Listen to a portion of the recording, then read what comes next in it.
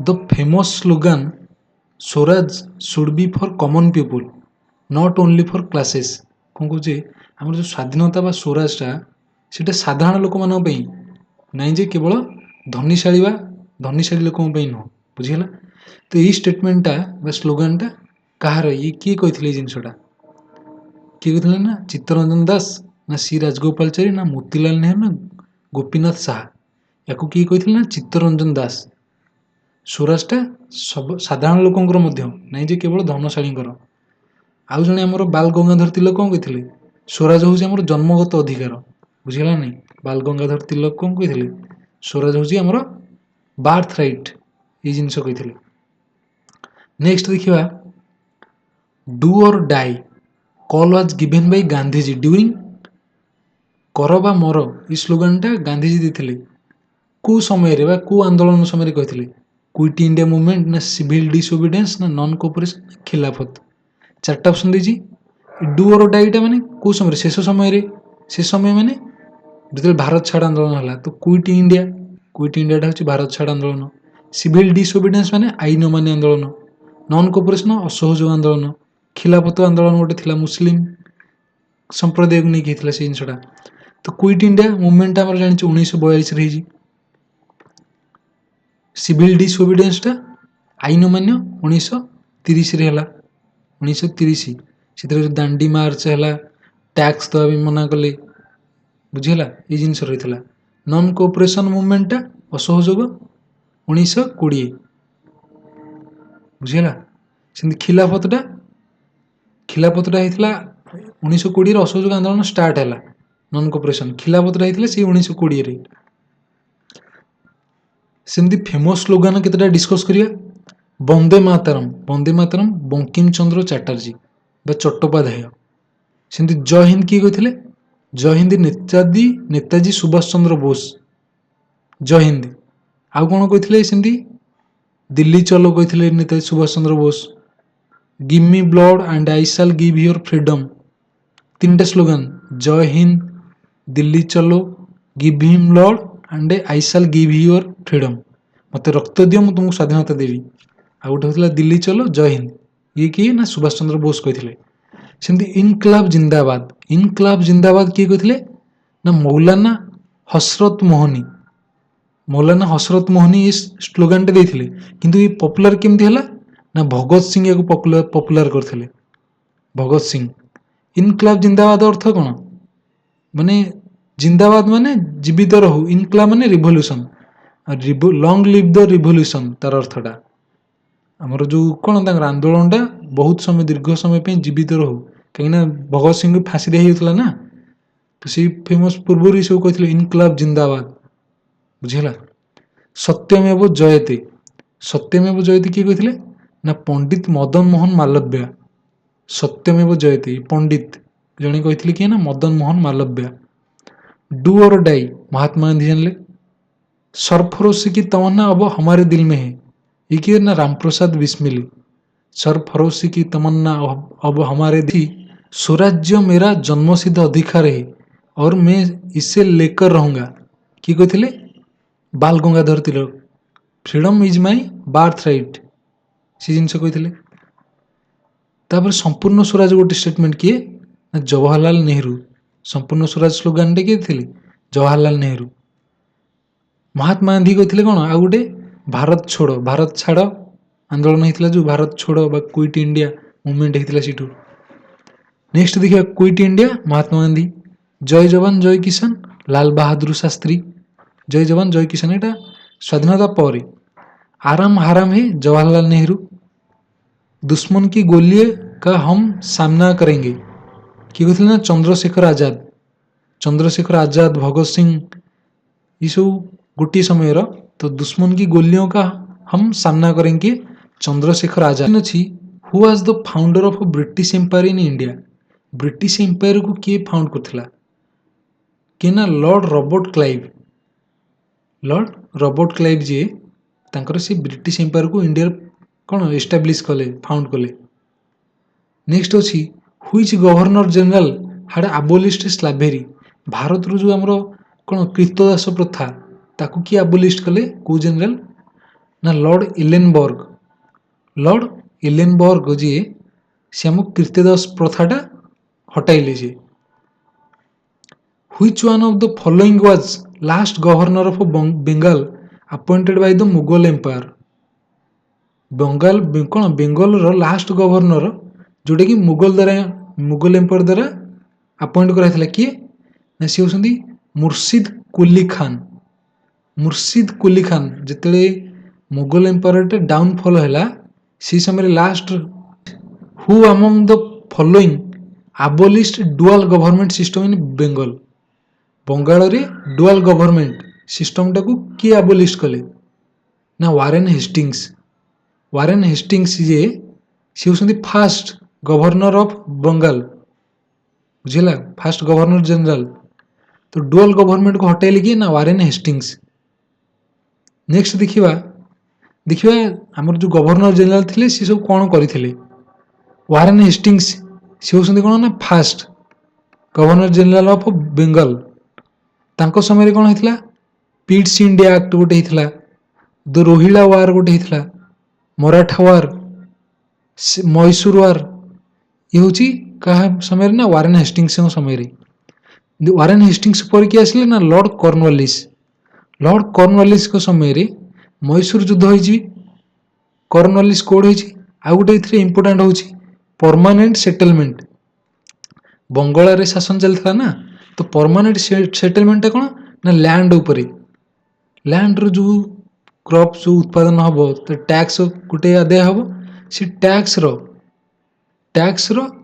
ଯେତିକି ଟ୍ୟାକ୍ସ ଆଦାୟ ହେବ ତାର 10/11 ଭାଗ, 10/11 ଭାଗ ଇଂରେଜମାନେ ନେଇଯିବେ। ଆଉ 1/10 ଭାଗ, 1/11 ଭାଗ କିଏ ରଖିବ ନା ଜମିଦାରୀ ଯେଉଁମାନେ ସେମାନେ ରଖିବେ। ତ ସେଇଟା ପରମାନେଣ୍ଟ ସେଟେଲମେଣ୍ଟ ଆକ୍ଟ ହେଇଥିଲା। କିଏ କରିଥିଲେ ନା ଲର୍ଡ କର୍ଣ୍ଣୱାଲିସଙ୍କ ସମୟରେ ହେଇଥିଲା। ସେମିତି ଯଦି ଦେଖିବା ଆଉ ଇମ୍ପୋର୍ଟାଣ୍ଟ ଏଠି କ'ଣ ରହିଛି, ଲର୍ଡ ହେଷ୍ଟିଙ୍ଗସ୍ ଆଙ୍କ ସମୟରେ କ'ଣ ହେଇଛି ରୟତୱାରୀ ସିଷ୍ଟମ ଗୋଟେ ସେଇଟା ଲାଗୁ ହେଇଥିଲା। ମରାଠା ୱାର ହେଇଥିଲା, ବୁଝିହେଲା। ତ Maratha war and dissolution of Maratha confederacy, ଆଉ ଗୋଟେ ରୟତୱାରୀ ସିଷ୍ଟମ।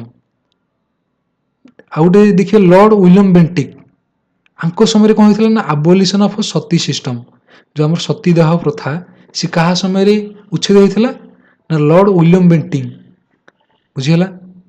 ଲର୍ଡ ହାର୍ଡିଞ୍ଜଙ୍କ ବିଷୟରେ ଯଦି ଦେଖିବା first Anglo Sikh war and the treaty of Lahore, female ଇନଫେଣ୍ଟିସାଇଡକୁ ରୋକିଥିଲେ କି ଆବୋଲିସନ କରିଥିଲେ ଲର୍ଡ ହାର୍ଡିଞ୍ଜ।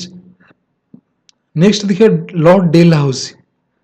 ଲର୍ଡ ଡେଲ ହାଉସଙ୍କ ସମୟରେ କ'ଣ ହେଇଥିଲା ନା ଆଙ୍ଗ୍ଲୋ ଶିଖ୍ ୱାର ଗୋଟେ ହେଇଥିଲା। ଆଉ କ'ଣ ଇମ୍ପୋର୍ଟାଣ୍ଟ ଆ ଭିତରେ laying down of first railway, ଯେଉଁ ଆମର ବମ୍ବେରୁ ଥାନେ ଯାଇଥିଲା ଫାଷ୍ଟ ରେଲୱେ, ସେଇଟା ଲର୍ଡ ଡେଲ ହାଉସିଙ୍କ ସମୟରେ ହେଇଥିଲା, ବୁଝିହେଲା। ଇମ୍ପୋର୍ଟାଣ୍ଟ କ'ଣ ଏଠି ୱିଲିୟମ ବେଣ୍ଟିଙ୍କ ସମୟରେ ସତୀ ସିଷ୍ଟମ, ସତୀଦାହ ପ୍ରଥାଟା ଗୋଟେ ହେଇଥିଲା, ଉଚ୍ଛେଦ ହେଇଥିଲା, ବୁଝିହେଲା। ଲର୍ଡ ହାର୍ଡିଞ୍ଜ ସେମିତି କ'ଣ କରିଥିଲେ ନା ଫିମେଲ ଇନଫେଣ୍ଟିସାଇଡକୁ ରୋକିଥିଲେ। ଲର୍ଡ କର୍ଣ୍ଣୱାଲିସ ପରମାନେଣ୍ଟ ସେଟେଲମେଣ୍ଟ ଆକ୍ଟକୁ ଲାଗୁ କରିଥିଲେ ବେଙ୍ଗାଲରେ, ବୁଝିହେଲା। ସେମିତି ଆମର ଯେଉଁ ସିପାହୀ ବିଦ୍ରୋହଟା ହେଇଥିଲା କେତେ 1857 ସିପାହୀ ବିଦ୍ରୋହ ଇମ୍ପୋର୍ଟାଣ୍ଟ ଆଉ କେତେଟା ଆଲୋଚନା କରୁଛି। ସିପାହୀ ବିଦ୍ରୋହଟା ଯେଉଁ ହେଇଥିଲା ସେଇଟା ଲର୍ଡ କ୍ୟାନିଂଙ୍କ ସମୟରେ ହେଇଥିଲା। ଲର୍ଡ କ୍ୟାନିଂ ସେ ସମୟରେ ଗଭର୍ଣ୍ଣର ଜେନେରାଲ ଥିଲେ, ଲର୍ଡ କ୍ୟାନିଂ। 1857 ଏଇଟା। ତାପରେ ବଙ୍ଗ ବିଭାଜନ ହେଲା 1905ରେ, ବଙ୍ଗ ବିଭାଜନ ସେ ସମୟକୁ ରିଆପଏଣ୍ଟ ହେଇଥିଲେ କିଏ ନା ଲର୍ଡ ହାର୍ଡିଞ୍ଜ, ଲର୍ଡ ହାର୍ଡିଞ୍ଜ, ବୁଝିହେଲା। ଏଇ ବଙ୍ଗ ବିଭାଜନ। ସେମିତି ଆମର ଯେଉଁ ଜାଲିଆନୱାଲାବାଗ ହତ୍ୟାକାଣ୍ଡ ହେଇଥିଲା 1919ରେ, ସେହି ସମୟରେ ଗଭର୍ଣ୍ଣର ଜେନେରାଲ କିଏ ଥିଲେ ନା ଲର୍ଡ ଚେମ୍ସଫୋର୍ଡ, ବୁଝିହେଲା। ଲର୍ଡ ଚେମ୍ସଫୋର୍ଡ ସମୟରେ ଜାଲିଆନୱାଲାବାଗ ହତ୍ୟାକାଣ୍ଡ ହେଇଥିଲା। ଆଉ କ'ଣ ନନ୍ କୋଅପରେସନ, ଅସହଯୋଗ ଆନ୍ଦୋଳନ, ନନ୍ କୋଅପରେସନ, ତ ଇଏ କିଛିଟା ଇମ୍ପୋର୍ଟାଣ୍ଟ। ଆଉ କ'ଣ ନା ଗାନ୍ଧୀ ଇରୱିନ୍ ପ୍ୟାକ୍ଟ ଗୋଟେ ହେଇଥିଲା, ଗାନ୍ଧୀ ଇରୱିନ୍ ପ୍ୟାକ୍ଟ। ସେଥିରେ କିଏ ଥିଲେ ନା ଲର୍ଡ ଇରୱିନ୍ ଥିଲେ ଗଭର୍ଣ୍ଣର ଜେନେରାଲ।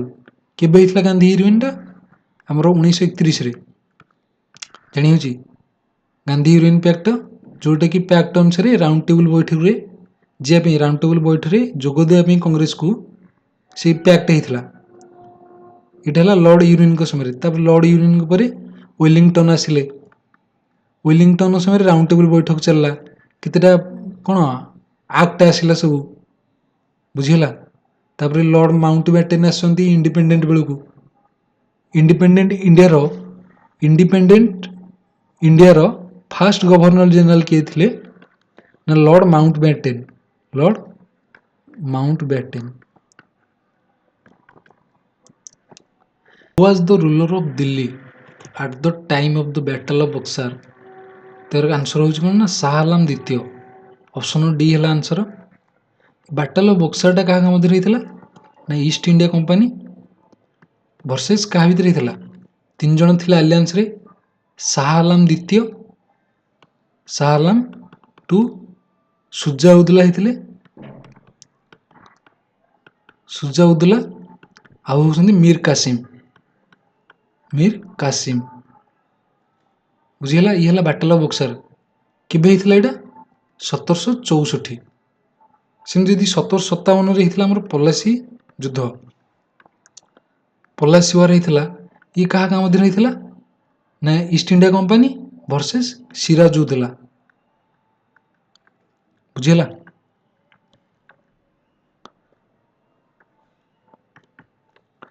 नेक्स्ट देखिए the real name of which one of the following leader of 1857 was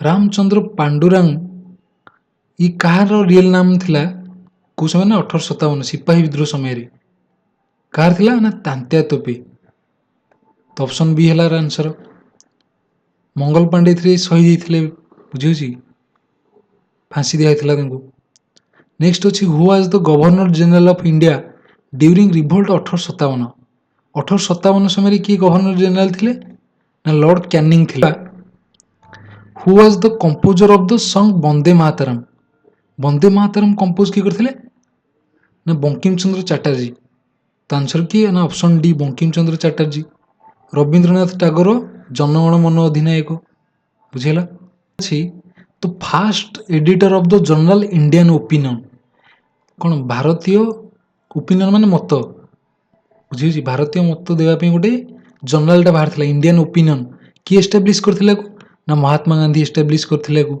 किंतु एडिटर पचार आमको तो एडिटर किए ना मनसुखलाल नजार बुझेगा मनसुखलाल नजार होती fast editor Indian opinion establish किए गले ना मोहनदास करमचंद गांधी एस्टाब्लीश कले यहाँ बुझेगा नेक्स्ट तो fast newspaper in India प्रथम न्यूज पेपर ये जो इंडियन ओपिनियन टा यहाँ कौटी होता ना साउथ आफ्रिकार बाहर करते तो सी साउथ आफ्रिकार जाते दादा अब्दुल्ला कौन केस लड़ाई से देखले भारतीय मैंने कौ आकार पीड़ित कराऊँच मैंने प्रतारित कराऊँच अत्याचार कराऊँच से देखला सी भी ट्रेन रू बाहर करदे ट्रेन यात्रा कले अत्याचार कराला राति 9टार गलापर चलिए बुझे ना नहीं तो से मोहनदास करमचंद गांधी से जिनसा कौन आघात करथिला तो सेठी से इंडियन ओपिनियन गोटे पत्रिका बाहर कले जो थे मतामत देवे माने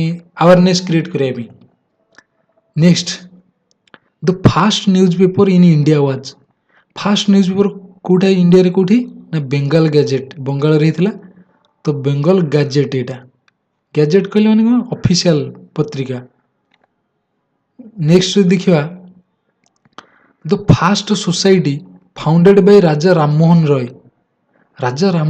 द्वारा फास्ट सोसाइटी फाउंड कराई पचार राजा राममोहन रॉय ब्रह्म समाज प्रतिष्ठाता तो किंतु फास्ट सोसाइटी कौन फॉर्म करते ना आत्मीय सभा कौन कौन फाउंड करते आत्मीय सभाटा परवर्ती समय ब्रह्म समाज नाम परिवर्तित होला बुझीगला नेक्स्ट देखिए दयानंद सरस्वती फाउंडेड दयानंद सरस्वती कौन ना आर्य समाज दयानंद सरस्वती आर्य समाज प्रतिष्ठाता सेमती जदि आउ किसी फाउंडर को देखा तो जान ठीक ब्रह्म समाज के राजा राममोहन रॉय प्रार्थना समाज आत्मरामम पांडुरंग बुझीगला प्रार्थना समाज सेमती आर्य समाज की ना स्वामी दयानंद सरस्वती आउ कि गोटे थियोसॉफिकल सोसाइटी किए एचपी कौन ब्लाभास्की एचएस ओलकोट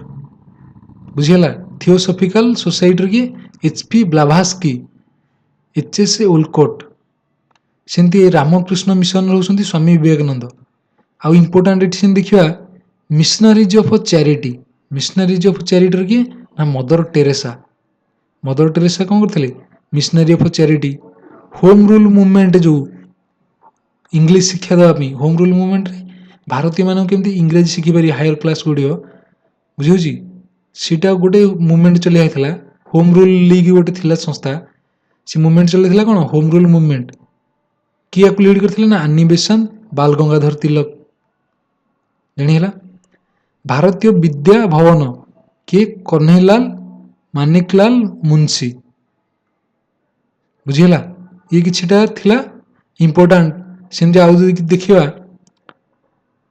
चिपको गोटे सुंदरलाल बहुगुणाए परवर्ती समय कथा ये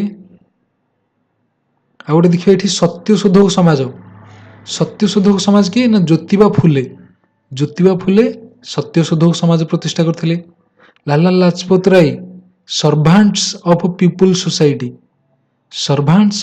सोसाइटी किए Lala Lajpat Rai Gopal Krishna Gokhale servants of India society देखो ये इंडिया सोसाइटी ये पीपुल सोसाइटी खाली ये difference servants of India society किए ना Gopal Krishna Gokhale servants of people society के लाला लाजपत राय सत्यशोधक समाज के ना ज्योतिबा फुले सेमती आमर भूदान मूवमेंट 1951 होता किए ना विनोबा भावे को लीड करते भूदान मूवमेंट तापर देखा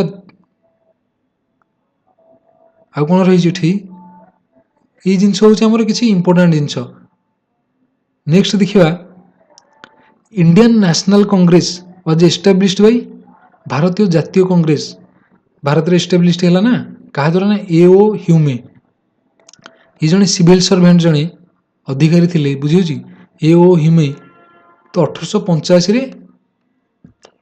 आमर इंडियन नेशनल कांग्रेस एस्टाब्लिश है किए कले ना ए.ओ. ह्यूमे नेक्स्ट देखा जदि तो first conference of Indian National Congress तो ये जिते नेशनल कांग्रेस एस्टाब्लिश है तो फास्ट कॉन्फ्रेंस फास्ट मीटिंग कौटी है ना मुंबई रे कौटी है ना मुंबई रे नेक्स्ट क्वेश्चन देखा who was the president of Gaya session of the Indian National Congress held in 1922 रे जो नेशनल कांग्रेस अधिवेशन होता तार प्रेसिडेंट किए थे से समय ना चित्तरंजन दास भी होती कौन सुभाष बोस राजनैतिक गुरु आ महात्मा गांधी गोपाल कृष्ण गोखले नेक्स्ट देखा Mahatma Gandhi presided over only in one session of the Indian National Congress in 1924 where was the session held Mahatma Gandhi केवल गोटे सेशन को कौन प्रिसाइड करथिले प्रेसिडेंट थिले से कौ सेशन ना बेलगांव सेशन नाटा कौन बेलगांव ऑप्शन सी आंसर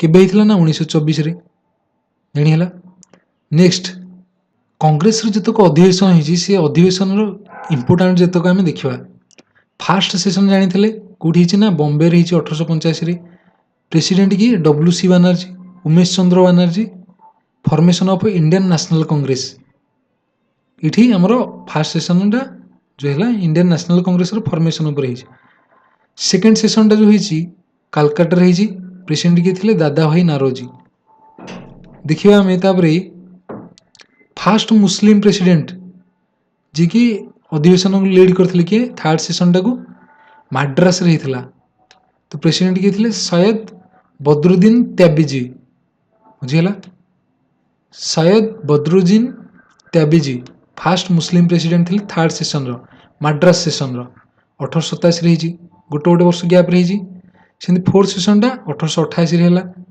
कि George Yule fast English president हेले थे इंपोर्टेंट एते नहीं सेमती 1896 सेशन टा कलकत्ता बा कोलकाता रे हितला प्रेसिडेंट किए थे रहीमतुल्लाह सायनी बुझीगला नेशनल सॉन्ग वंदे मातरम को सॉन्ग करते fast time by Rabindranath Tagore देखो लिखी आमर किए बंकिम चंद्र चटर्जी तो गाइबा प्रथम थर किए गाइला को ना रवींद्रनाथ टैगोर ସେଇ ସେସନରେ କାଲକାଟା ସେସନରେ 1896 ସେମିତି ଦେଖିବା 1899 ଲକ୍ଷ୍ନୌ ସେସନରେ ରମେଶ ଚନ୍ଦ୍ର ଦତ୍ତ ଥିଲେ।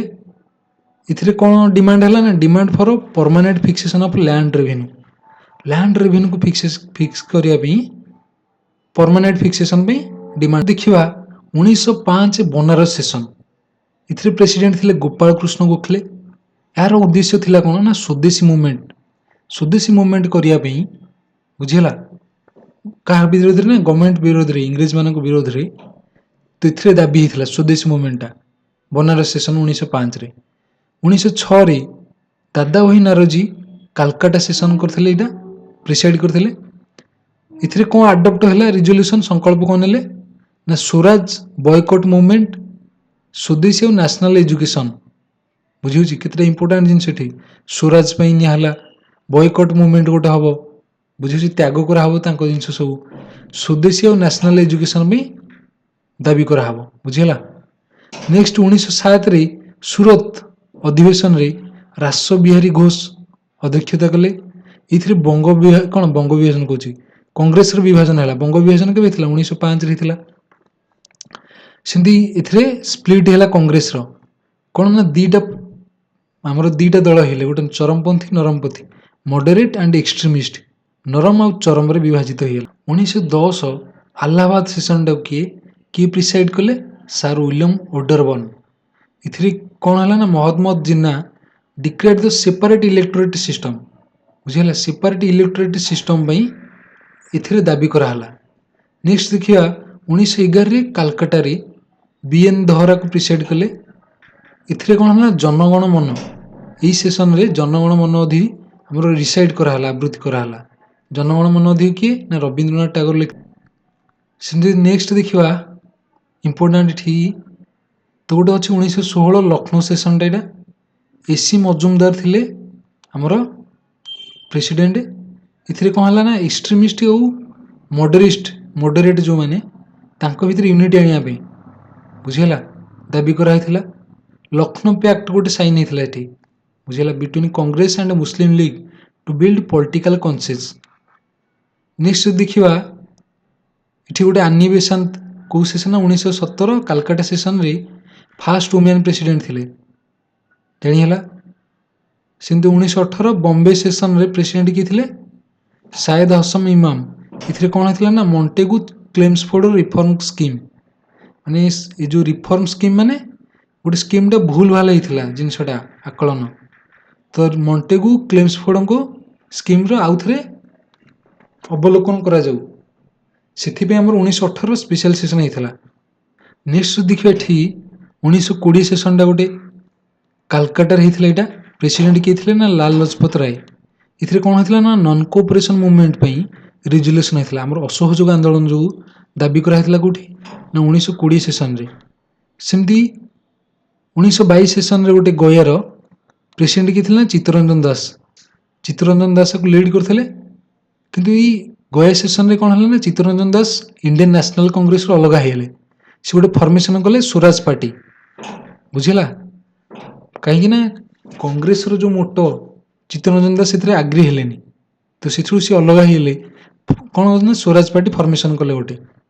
ତାପରେ 1924ରେ ଆମେ ପଢ଼ିଥିଲେ ବେଲଗାମ ସେସନଟା କିଏ ପ୍ରିସାଇଡ୍ କରିଥିଲେ ନା Mahatma Gandhi. Only session presided over by Mahatma Gandhi, ଜାଣିହେଲା। 1924 ସେସନଟା ଆମେ ପଢ଼ିଥିଲେ ଗୋଟେ ଆନିବେସନ କରିଥିଲେ 1917 ଏଇଟା ପଢ଼ିଥିଲେ। ପ୍ରେସିଡେଣ୍ଟ ଆନିବେସନ କରିଥିଲେ first women president of Congress କାଲକାଟାରେ। ଏଇଟା ଗୋଟେ ଇମ୍ପୋର୍ଟାଣ୍ଟ। ସେମିତି ଦେଖିଏ ସରୋଜିନୀ ନାଇଡୁ ଯିଏ ଫାଷ୍ଟ ଇଣ୍ଡିଆନ ଓମେନ୍ ପ୍ରେସିଡେଣ୍ଟ ହେଲେ କାନପୁର ସେସନଟା 1925ରେ କାନପୁର ସେସନ ହେଲା।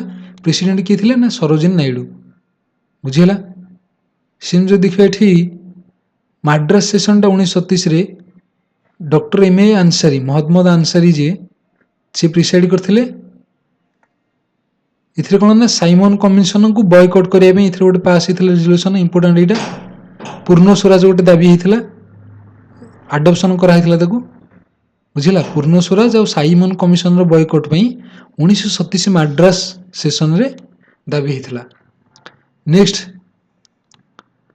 ନେକ୍ସଟ ଦେଖିବା ଏଠି ସିଭିଲ ଡିସଓବିଡିଏନ୍ସ ମୁଭମେଣ୍ଟଟା 1929 ଲାହୋର ସେସନ। ଏହା ଉପରେ କ୍ୱେଶ୍ଚିନ୍ ଆସୁଛି ଲାହୋର ସେସନ କିଏ ପ୍ରିସାଇଡ୍ କରିଥିଲେ ନା ଜବାହରଲାଲ ନେହେରୁ।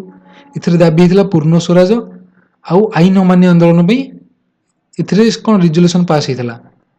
26 ଜାନୁଆରୀ ଟୁ ବି ଅବଜର୍ଭଡ ଆଜ ଇଣ୍ଡିପେଣ୍ଡେନ୍ସ ଡେ। ବୁଝିହେଲା ନା ନାହିଁ।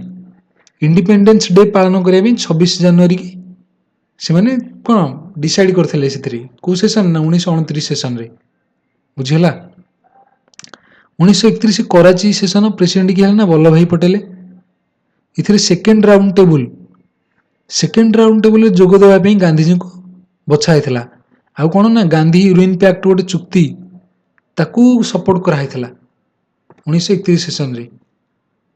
ଏମିତି ଟିକେ ଟିକେ ଦେଖିବା ଦରକାର ୟାକୁ କେଉଁ ସେସନ କ'ଣ ଇମ୍ପୋର୍ଟାଣ୍ଟ ଆମେ ଜାଣୁଛେ। ଏଠି 1929 ସେସନଟା ଗୋଟେ ଇମ୍ପୋର୍ଟାଣ୍ଟ ବହୁତ, ଯେଉଁଠି ବଡ଼ ବଡ଼ ମାନେ କ'ଣ ଗୋଟେ ମୁଭମେଣ୍ଟ ପାଇଁ ପାସ୍ ହେଉଛି ବିଲ୍ ସେ ଇମ୍ପୋର୍ଟାଣ୍ଟ ହେବ ବହୁତ ଜାଣିହେଉଛି। ଏଠି ଦେଖିବା 1934ରେ ବମ୍ବେ ସେସନଟା ରାଜେନ୍ଦ୍ର ପ୍ରସାଦ ଆକୁ ଲିଡ୍ କରିଥିଲେ। କ'ଣ ପାଇଁ ନା amendment in the constitution of Congress. କଂଗ୍ରେସର ଯେଉଁ ବିଚାରଧାରା ବା କନଷ୍ଟିଟ୍ୟୁସନ୍ ସମ୍ବିଧାନ ତାର ଗୋଟେ ସଂଶୋଧନ ପାଇଁ ଜାଣିହେଲା। ତାପରେ ଦେଖିବା ଲକ୍ଷ୍ନୌ ସେସନଟା ପ୍ରେସିଡେଣ୍ଟ ଜବାହରଲାଲ ନେହେରୁ ସୋସିଆଲିଷ୍ଟ ଆଇଡ଼ିଆକୁ ପୁସ୍ କରିଥିଲେ, ସମାଜବାଦୀ ବିଚାରଧାରାକୁ। ବୁଝିହେଉଛି। ତାପରେ ଦେଖିବା 1938 ସେସନଟା ହରିପୁର ସେସନ। ଆକୁ କିଏ ଲିଡ୍ କରିଥିଲେ ସୁଭାଷ ଚନ୍ଦ୍ର ବୋଷ।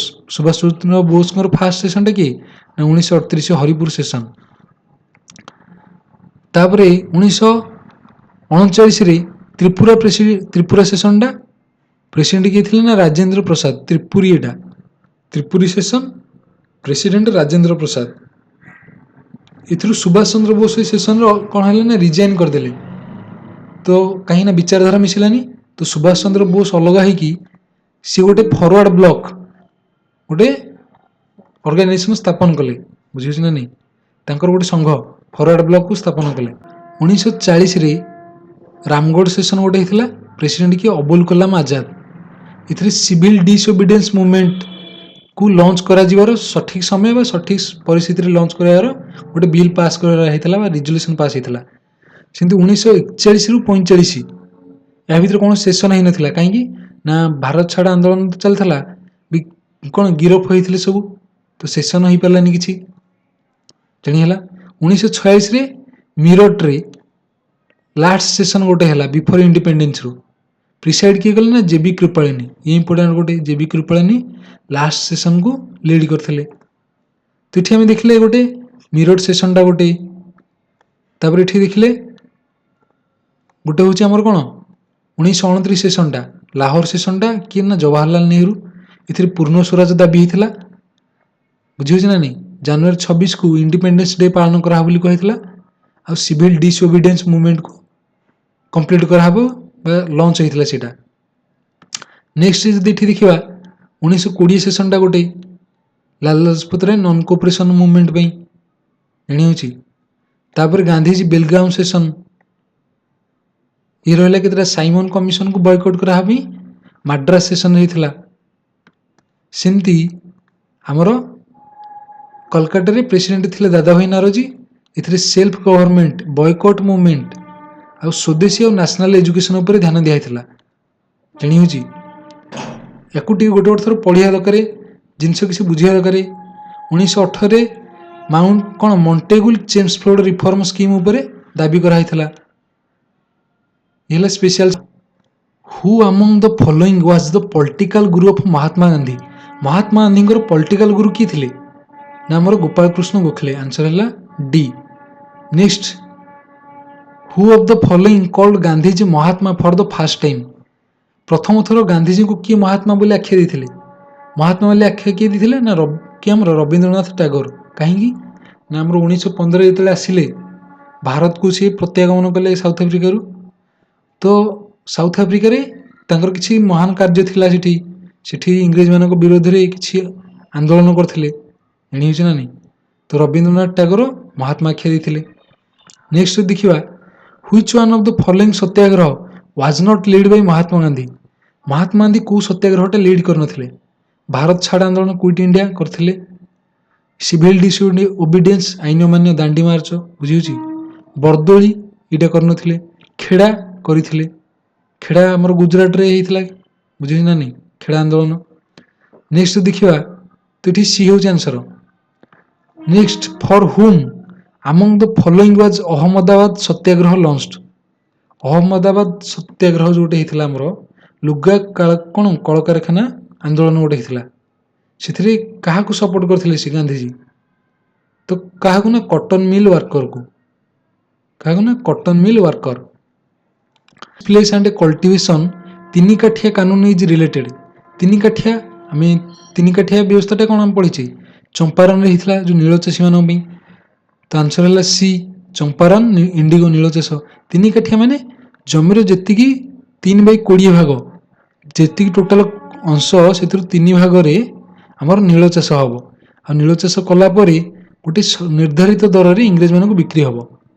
बुझिला तो से जिनसटा चलथला किंतु जेते इंग्रेज माने कोन कले ना नीलचाष नील को नेलेनी माने चाहिदाटा कमिला से जमी दर को बढ़ाई देले जमीर जो हमर टैक्स सब लगई देले बुझिस ना नहीं टैक्स बढ़ाई देवारु इंडिगो चाषी माने कोन आंदोलन कले दाबी कले आमे देई परिवनु बुझिस ना नहीं दबा पे मना कले इथि गांधीजी को जने राजकुमार शुक्ला जने डाकिले तो आसिक से कोन इथि आंदोलन विरोध कले सफल हला आंदोलनटा नेक्स्ट ड्यूरिंग स्वदेशी movement which of the following had greatest success स्वदेशी मूवमेंट समय रे हमर कोन सक्सेस मिलथिला हमको ना बॉयकॉट हो गवर्नमेंट को बॉयकॉट सेंटी किछ नथिला डेवलपमेंट ऑफ स्वदेशी इंडस्ट्री एटा मध्ये नथिला डिसओबेइंग अनजस्ट लॉ ना एटा न तो बॉयकॉट हो फॉरेन गुड स्वदेशी मूवमेंट रे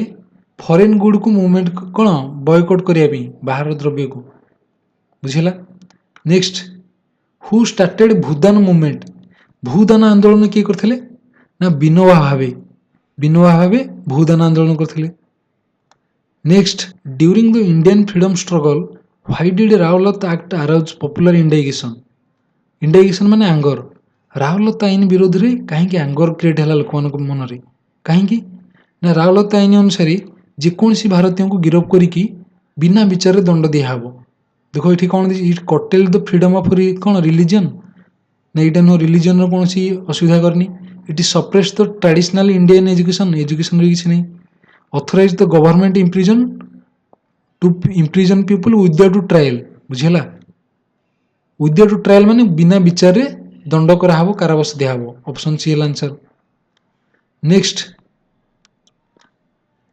when did non cooperation movement start on the question of इटा खलीफात व खिलाफत आंदोलन केबे हितला नॉन कोऑपरेशन मूवमेंट हमर 1920 रे बुझिला नॉन कोऑपरेशन माने असहयोग आंदोलन नेक्स्ट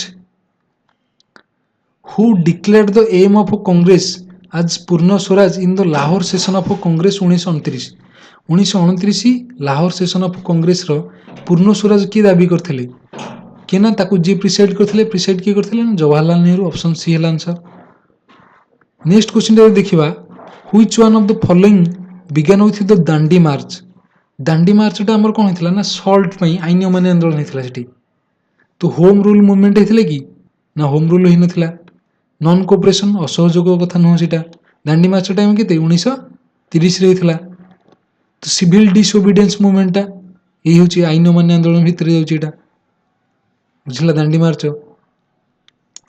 मार्च रे अप्रैल 6 1930 रे से समुद्र कूल रे पहुंची की लुण संग्रह करथिले बुझिला ना सी सिविल डिसओबीडियंस हितला ओडिसा रे हमर सेंती इंचुडी कहंती दांडी इंचुडी को ओडिसा रे दांडी कहा जाय बुझिला नेक्स्ट देखिबा the main purpose of Gandhi यूरोइन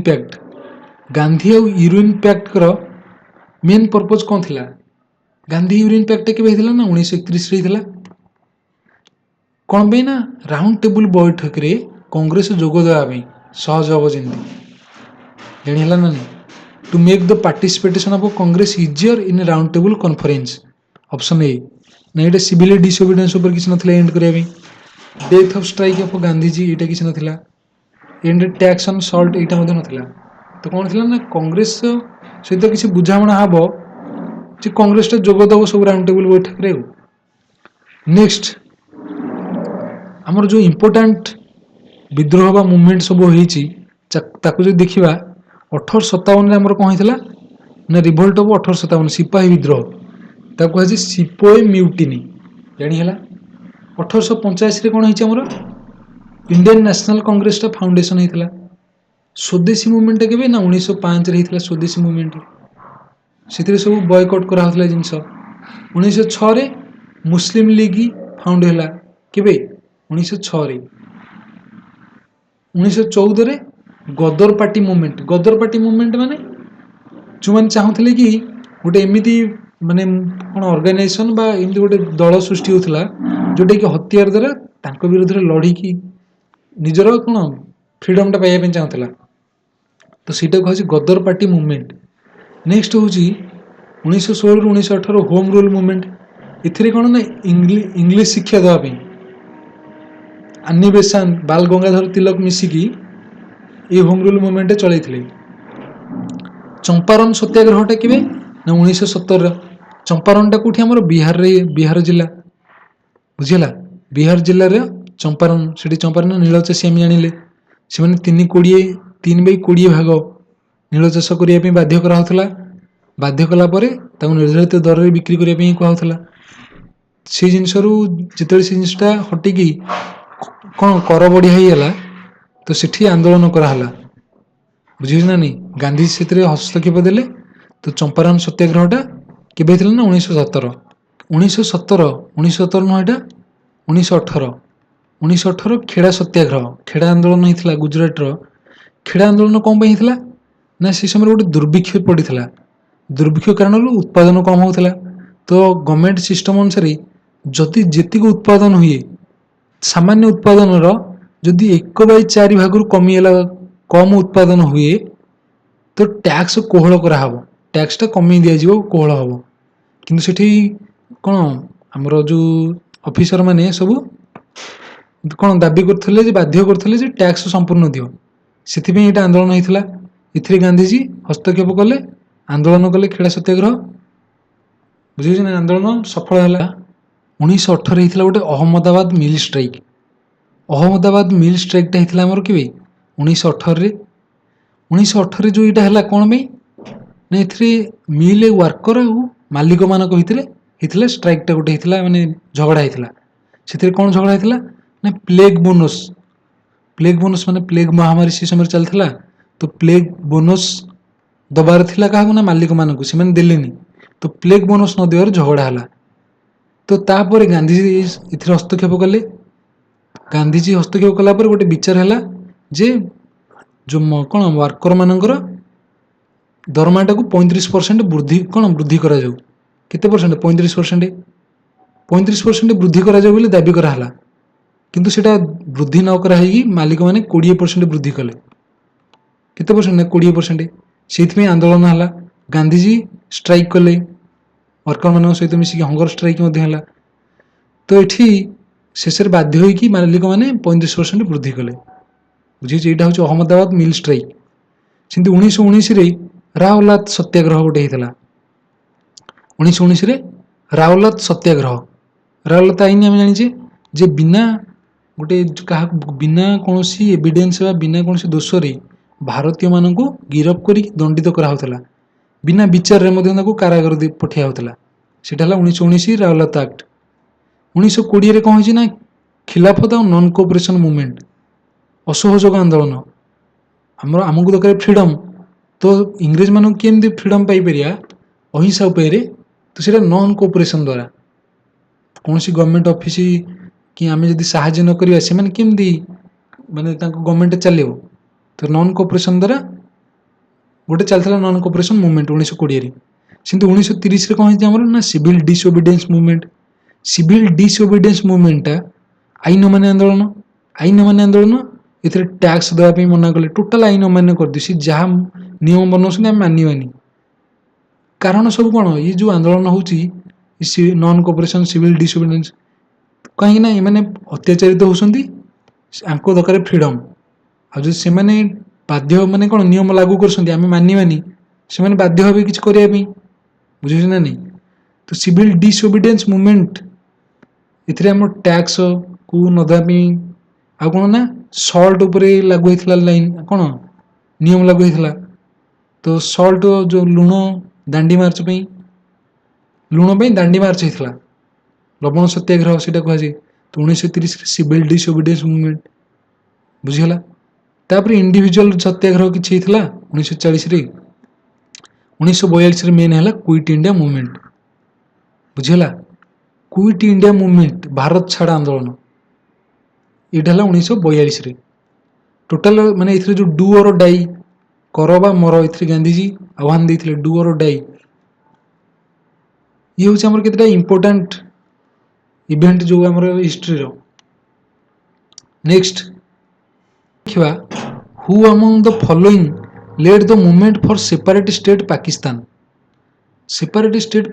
को सेपरेट स्टेट करने में किए चलते ना मोहम्मद अली जिना 1906 रे कौन करथिले ना मुस्लिम लीग गोटे स्थापना होता बुझे ना नहीं मुस्लिम कम्युनिटी को गोटे स्वतंत्र पाया रखा next the plan of Sir Stanford Cripps envisaged that after the second world war माने कहछि सर स्टैनफोर्ड और क्रिप्स सी कौन कल्पना करथिले जे सेकेंड वर्ल्ड वार पर इंडिया कौन करी स्वाधीनता देवे ना कौन करी तो सेठी गोटे चुक्ति होइथिला भी ता पूर्वरु तो India should be granted complete independence Etah complete independence में देई नथिले सेमी इंडिपेंडेंट गोटे माने से ब्रिटिश अधीन रहिबो किंतु ताको स्वाधीनता मिले गवर्नमेंट को किछि तो इंडिया शुड बी कौन partition into two before granting independence ये कथा मध्ये नुह India should be made a republic with condition that she will join the Commonwealth माने ताको अंडर रे रही कि सी स्वाधीनता पाइबो एटा नुह India should be given dominion status सी एनविसाज करथिले जे डोमिनियन स्टेटस माने सेमी गवर्नमेंट डोमिनियन कहले सेमी गवर्नमेंट बुझिला सेमी गवर्नमेंट माने ब्रिटिश अधिकार रे रहिबो अधीन रे किंतु ताकू किछि हमर जो अधिकार गुडी को फ्रीडम किछि मिलिबो नेक्स्ट क्वेश्चन टा अछि where did the Congress Working Committee meet to pass the quit India resolution केते ना ऑन 14 जुलाई 1942 रे 14 जुलाई रे क्विट इंडिया रिजोल्यूशन पास करिया पई कोठी मीट करथिले ना वार्धा बुझिला 1942 रे वार्धा नेक्स्ट देखिबा consider the following statement on the eve माने event of launch of quit India movement Mahatma Gandhi कौन कहले asked government servant to resign सी गवर्नमेंट सर्वेंट को रिजाइन करिया पे पदवी कहले कि नहीं एटा नो asked the soldier to leave their post soldier माने ता पोस्ट लीव करिया पे कहले कि छाडी देबा पे एटा मध्ये नो asked the princes of the princely state to accept the sovereignty of their people बुझे ना नहीं लोकंकर स्वाधीनता पाइया पे अखंडता बजाय रखिया पे प्रिंसली स्टेट को कौन एक्सेप्ट करिया पे कहले सोवरेनिटी को एक्सेप्ट करिया पे कोड ना आंसर 3 ओनली 3 हो आंसर नेक्स्ट देखिबा which Indian revolutionary helped Subhash Chandra Bose in the establishment of Azad Hind फौजटा कौन तो कहे नेशनल इंडियन आर्मी कहे एनआईए नेशनल इंडियन आर्मी ये 1942 रे स्थापना होता एस्टाब्लिश्ड किंतु आपको किए चलैले को सुभाष चंद्र बोस 1943 रे को रिवाइव कले बुझिला 1943 अक्टोबर 1943 रे हमको की सहायता करथिले सुभाष चंद्र बोस को ना राष्ट्र बिहारी बोस की सहायता करथिले ना Rash Behari Bose next the formula for transfer of sovereignty to India in 1947 was known as ये जो आमर कौन सोवरेनिटी स्वाधीनता आम पाइबा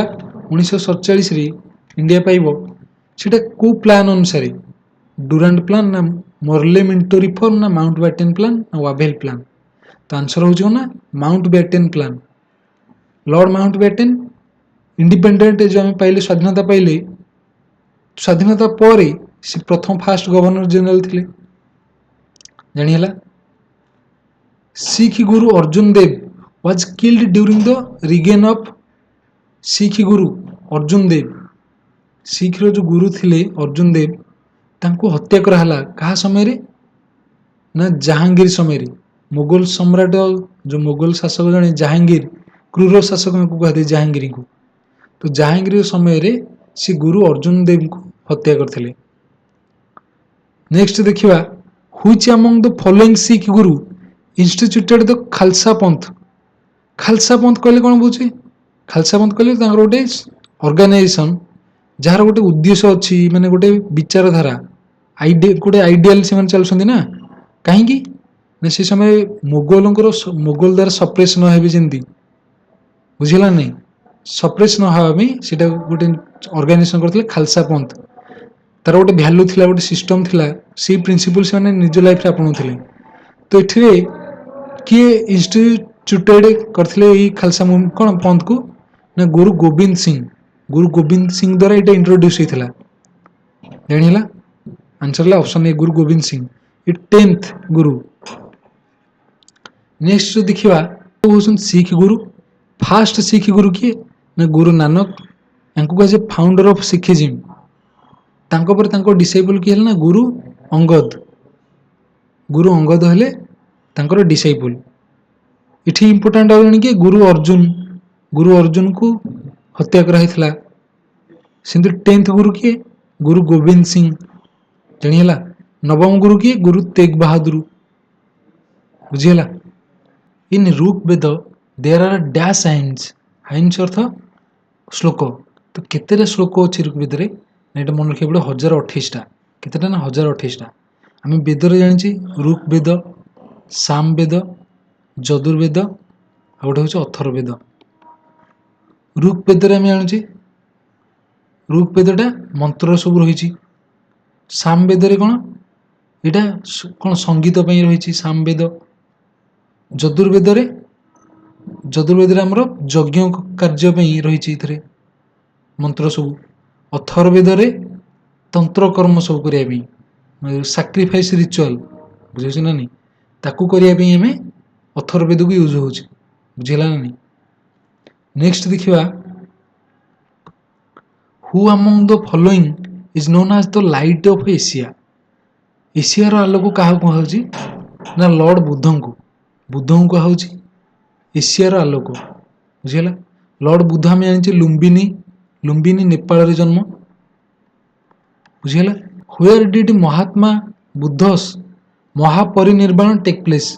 ମହାତ୍ମା ବୁଦ୍ଧଙ୍କର ମହାପରିନିର୍ବାଣ ମାନେ ଡେଥ୍ ଯେଉଁ ହେଲା ତାକୁ କୁହାହେଲା ଟର୍ମ ଗୋଟେ ମହାପରିନିର୍ବାଣ ମୁକ୍ତି ପାଇଲେ ଯେଉଁ ସେ କେଉଁଠି ହେଇଥିଲା ସେ ଟେକ୍ସ ପ୍ଲେସ୍ କେଉଁଠି ହେଇଥିଲା କୁଶୀନଗର ଉତ୍ତରପ୍ରଦେଶର ଗୋଟେ କୁଶୀନଗରରେ ହେଇଥିଲା। At which place did Mahatma Buddha gave his first Dharmachakra Pravartana. ଏହାର ଏଇଟା ହେଉଛି ଧର୍ମଚକ୍ର ପ୍ରବର୍ତ୍ତନ ଏହାର ଅର୍ଥ କେଉଁଠି ସେ ତାଙ୍କର ଜ୍ଞାନଟାକୁ ମାନେ ଲୋକଙ୍କୁ ବାଣ୍ଟିଲେ ବା ଲୋକଙ୍କୁ ସେୟାର କଲେ କେଉଁଠି ଧର୍ମଚକ୍ର ପ୍ରବର୍ତ୍ତନଟା କେଉଁଠି କଲେ ନା ସାରନାଥରେ ଫାଷ୍ଟ ବୁଝିଲା କେଉଁଠି ସାରନାଥରେ। ନେକ୍ସଟ ଅଛି who was the first Tirthankara of Jain religion. Jain ରିଲିଜନର ଫାଷ୍ଟ ତୀର୍ଥଙ୍କର କିଏ ନା ଋଷଭନାଥ ହେଉଛନ୍ତି ଫାଷ୍ଟ ତୀର୍ଥଙ୍କର। ନେକ୍ସଟ ଦେଖିବା the Jain philosophy holds that the world is created and maintained by କାହା ଦ୍ୱାରା କ'ଣ ସଂସାରଟା ସୃଷ୍ଟି ହେଇଛି ଆଉ ମେଣ୍ଟେନ୍ଡ ହେଉଛି ସେଇଟା କହନ୍ତି ବିଶ୍ୱ ନିୟମ ୟୁନିଭର୍ସାଲ ଲ। କ'ଣ ସେଇଟା ବ୍ରହ୍ମାଣ୍ଡର ନିୟମ ବା ବିଶ୍ୱର ନିୟମ ସେଇଟା ୟୁନିଭର୍ସାଲ ଲ।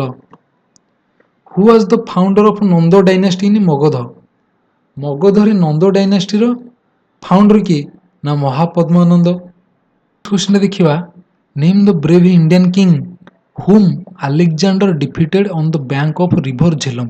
ଝେଲମ କୂଳରେ ଯେଉଁ ଆଲେକ୍ଜାଣ୍ଡର ଆଉ ପୋରସଙ୍କ ଭିତରେ ଯୁଦ୍ଧ ହୋଇଥିଲା ତ ପୋରସ ହେଉଛନ୍ତି ଏଥିରେ ଡିଫିଟ୍ ହେଇଥିଲେ।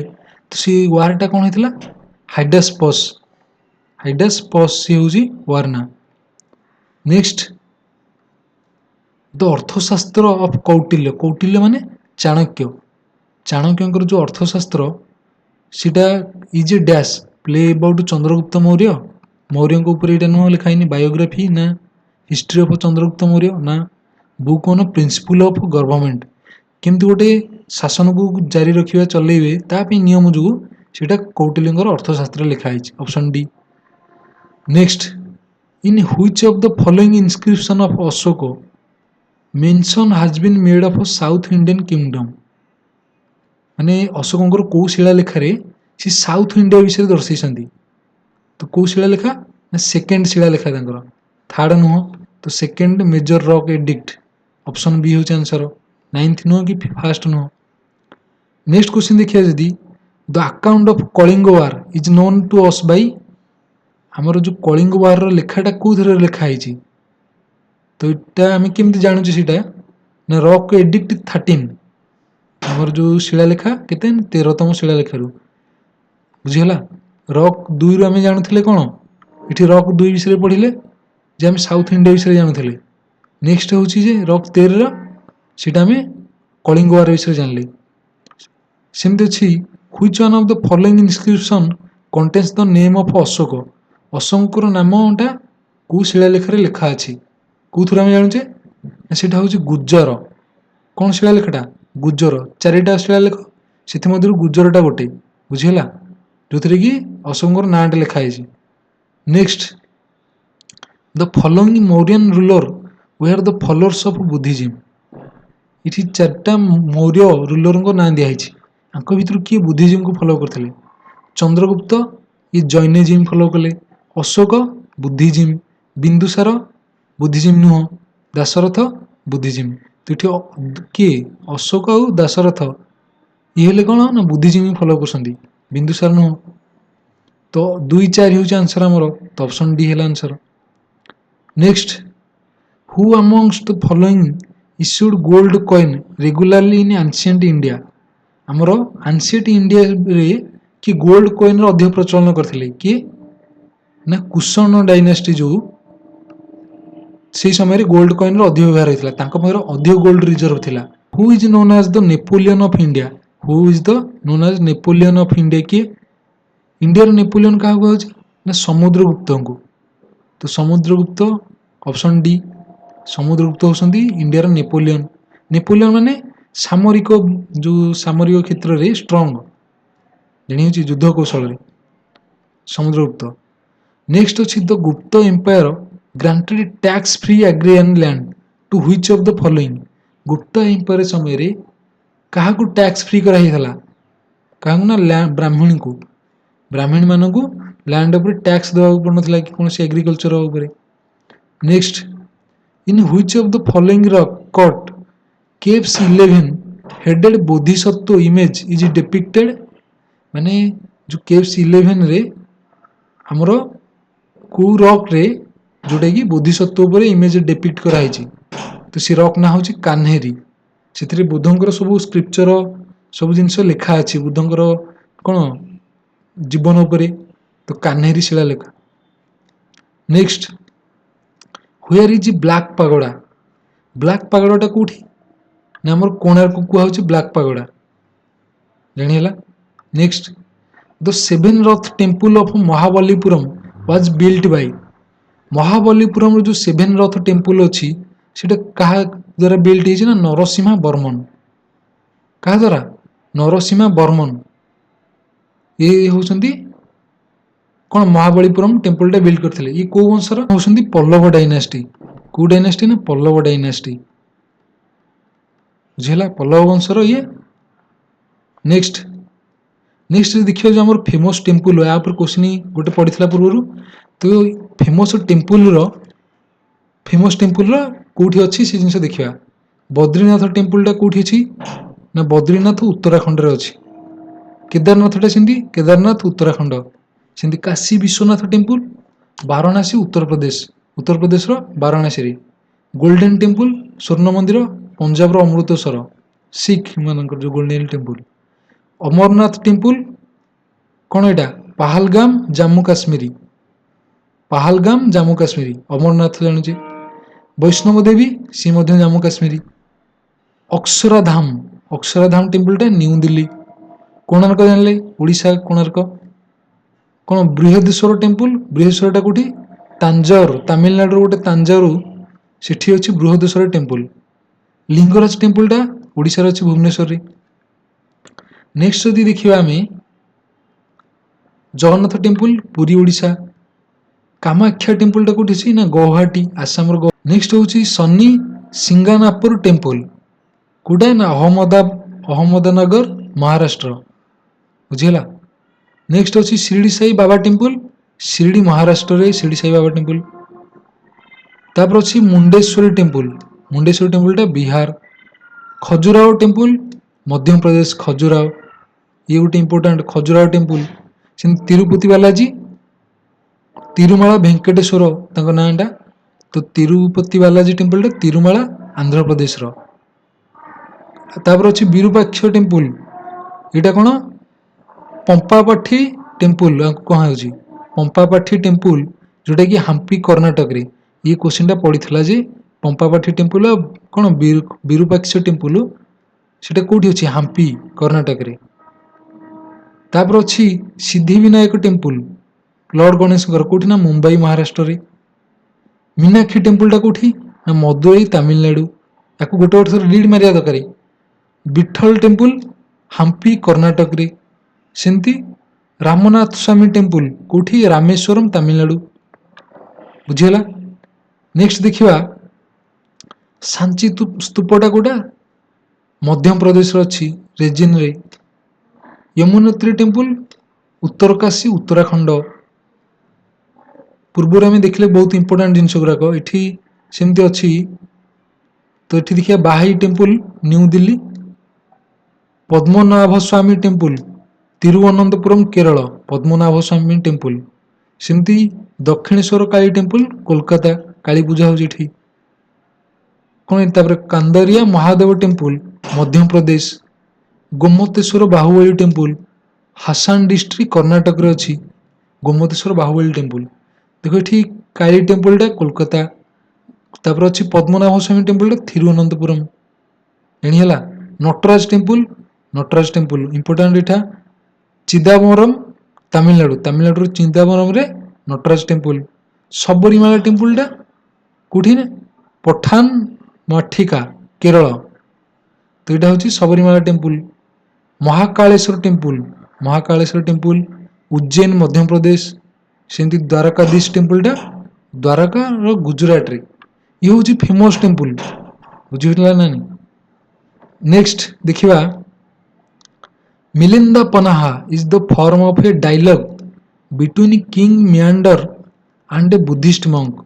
बुद्धिस्ट मंक और किंग मियांडर भितर गोटे कन्वर्सेशन होता बुझी कह मिलिंदा पनाहा किए बुद्धिस्ट मंक नागासेन ना कौन नागासेन ऑप्शन सी है मिलिंदा पनाहा नागासेन जानिला। Next who wrote Shakuntalam Abhijnana Shakuntalam किए लिखिले ना कालिदास। नेक्स्ट देखिबा पंचतंत्र कहा द्वारा लिखा होता ना विष्णु शर्मा।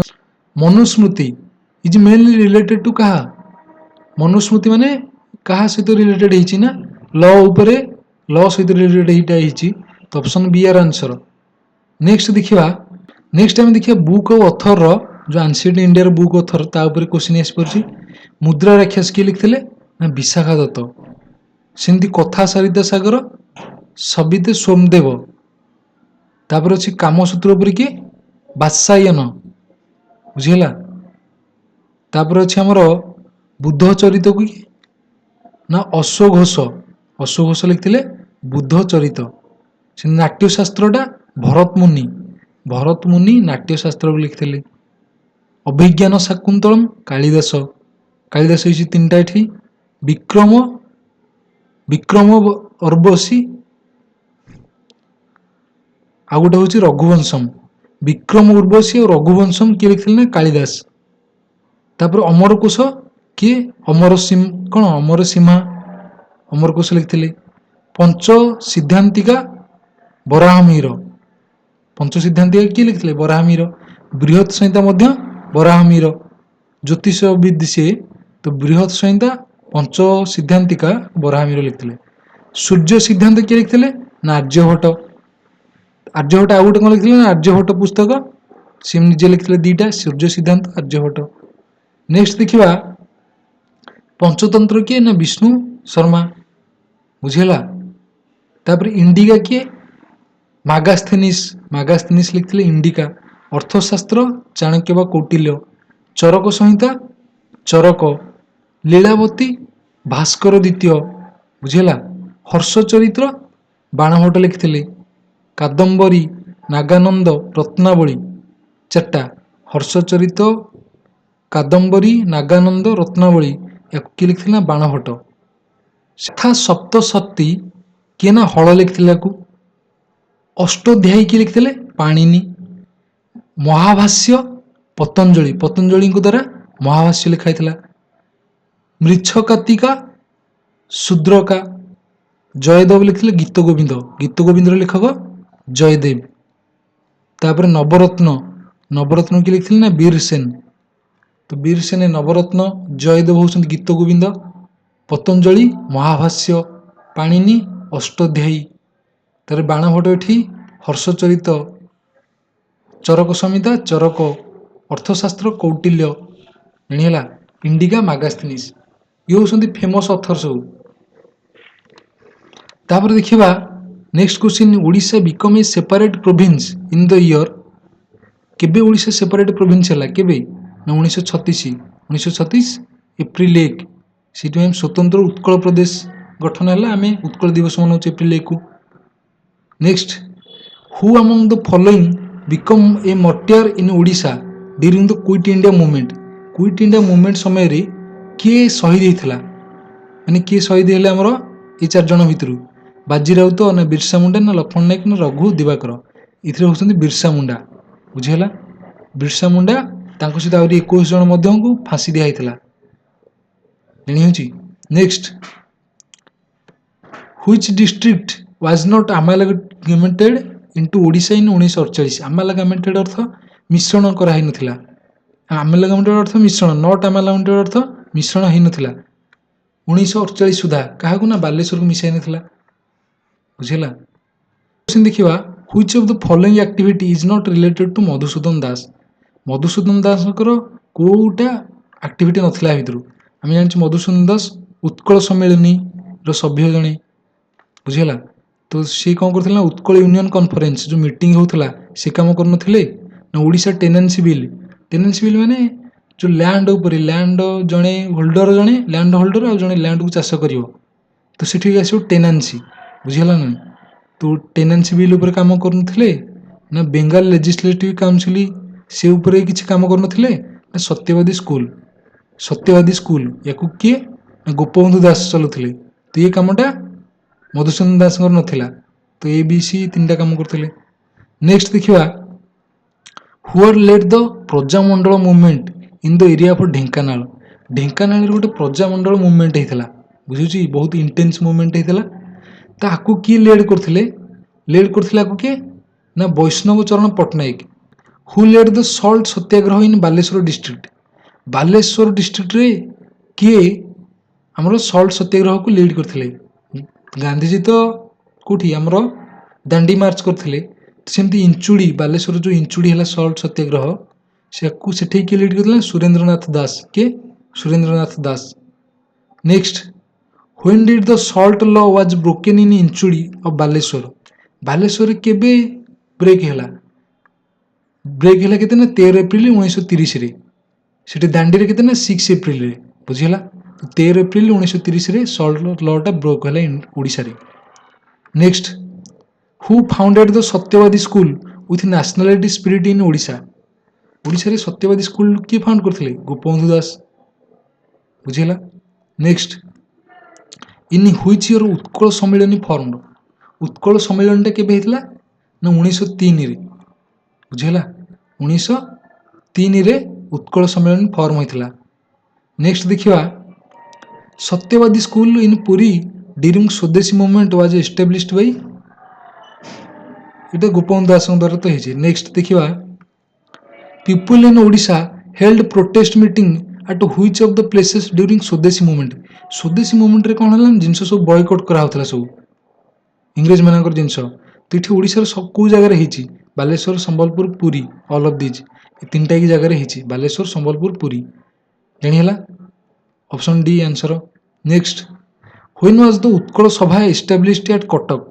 उत्कल सभा प्रथमे आमर थिला उत्कल सभा तापर हैला कोन उत्कल सम्मेलनी कोन हैला उत्कल सम्मेलनी टा केबे 1903 रे पड़ले उत्कल सभा टा केबे ना 19 को ता पूर्वरु 1882 ऑप्शन सी हैला आंसर।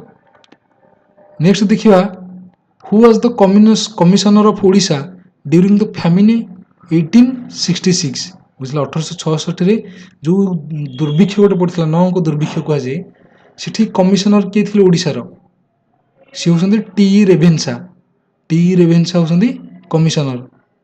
नेक्स्ट देखिबा who among the following was the first president of Utkal सभा जो कटक रे एस्टाब्लिश हेतला तार प्रथम प्रेसिडेंट किए थिले ना काशीनाथ दास जने जमीदार से समय थिले काशीनाथ दास हेतिले कोन प्रेसिडेंट भाइस प्रेसिडेंट आकार किए थिले मधुसूदन दास हेले भाइस प्रेसिडेंट। नेक्स्ट देखिबा which of the following is known as peace pagoda of Odisha. Odisha रो पीस पागोडा काहा कह जाय धौलीगिरी की कह जाय पीस पागोडा। नेक्स्ट देखिबा खारबेलंकर जो कार्य रहिछि mentioned in which of the following caves inscription in Odisha. Odisha रो को इंस्क्रिप्शन रे किंग खारबेलंक विषय रे लिखा अछि कोठी ना हाथी गुंफा कोठी उदयगिरी बुझला उदयगिरी रे किंग खारबेलंक विषय लिखा अछि। Who invited Gandhi to visit Odisha in 1921 से समय 1921 रे नॉन कोऑपरेशन मूवमेंट चलथला असहयोग आंदोलन तो 1921 समय रे गांधी को किए इनवाइट करथिले ओडिशा से गोपबंधु दास बुझला किए ना गोपबंधु दास 1921 रे आस्थिले तम इठी गांधी केबे आस्थिला 1921 रे। Next which of the among is the first Odia daily newspaper. हमरो इंडिया रे की हेतला फर्स्ट न्यूज़पेपर ना बेंगल गैजेट सिंधु ओडिशा रे के ना उत्कल दीपिका के गौरी शंकर राय याकू माने बाहर करथिले बुझिछ ना नहीं founder ji.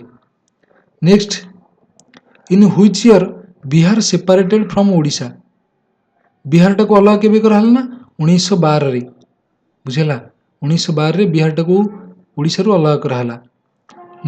Who was the head of the Satya Mahima धर्म रो हेड की आंसर हो कि ना महिमा गोसाई होसंती हेड सत्य महिमा धर्म रो यांको सपोर्ट किए करथिले ना भीम भोई मध्य